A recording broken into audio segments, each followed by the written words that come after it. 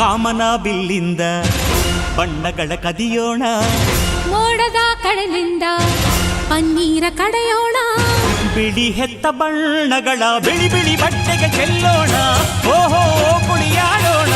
ಹೋಳಿ ಹೋಳಿ ಹೋಳಿ ಹೋಳಿ, ಏಳೇಳು ಬಣ್ಣದ ಬೆಳ್ಳಿ ಹೋಳಿ.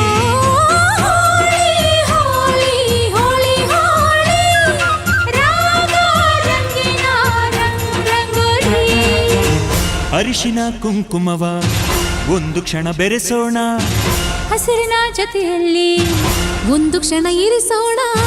ರವಿವರ್ಮನಕ್ಕರೆ ಕ್ಷಮಿಸು ಬಣ್ಣದ ಹಬ್ಬ ಅನ್ನೋ